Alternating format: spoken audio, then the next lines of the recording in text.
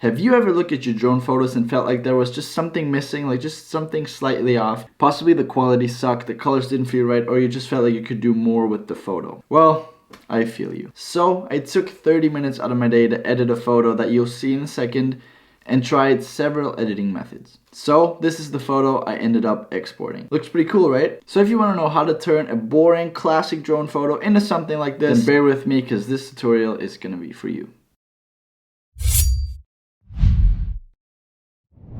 So if you have a drone like me, the DJI Mavic Air, you probably also run into this issue of not being able to shoot vertical, like for Instagram, and only being able to shoot horizontal. So it's basically wider than it's high.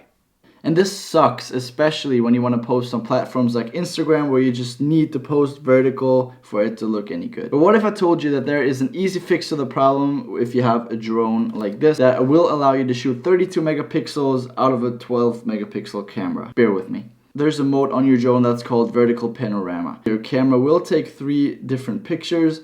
One with the gimbal aimed up on 0 degrees, one with 90 degrees, so straight down, and one with 45 degrees, which is basically straight in the middle. It then merges these 3 images by itself and then gives you a picture like this. This is straight out of camera, it's not edited at all, and now it's time to start editing. To activate this feature on your drone, just go into your camera settings, select where it says single shot, and then hit vertical panorama. Now you fixed the quality part of that problem, now it's time to elevate the photo and make it look even more professional. The difference between a boring and an exciting image is oftentimes only the attention of detail and dedication that is being put in during the editing phase. Most of the time there's so much more potential in the photo than you actually get with your edit. Of course, not every photo of a lamppost will have the potential to look something like Peter McKinnon would post on his feed, but I think you kind of understand what I mean here. Most of the time this can be small distractions within the photo that can catch your subconscious attention, but also the number of gradient filters and masks you use when editing the image.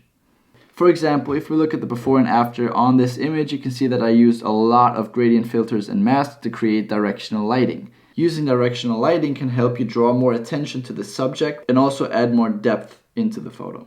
Now it's time to break down the edit on the photo that I just showed you.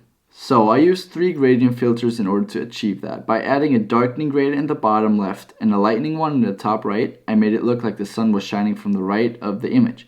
The third gradient I used in the upper quarter of the photo, and I kind of used this one to draw attention to the forest below the sky. So this is kind of what I meant with getting rid of distractions, as the sky was really luminous and therefore dropped more attention to the sky than the actual subject, which was the forest. I just added a gradient filter from the top to draw more attention to the forest. To finalize the edit, I used a brush tool to highlight the edges of the forest in front of the before darkened sky. This not only makes the forest stand out more, but also adds a lot of depth into the image because you can kind of elevate the forest from the sky. You know what I mean? So with 3 gradients and 1 brush tool, you turn a boring classic photo into something that could deserve 1 million likes on Instagram. Hold up, there is more. There is a way to double your resolution on the photo within Lightroom. Let me show you. So once you're in Lightroom, select the photo, hit photo up top, go all the way down to enhance and click super resolution and hit enhance. Your image resolution should now have improved quite a bit. For a more in-depth tutorial, click on the video on the top right, a tutorial I made I think 2 months ago. So folks, this is all I have to say for today. If you want to elevate your drone shots, just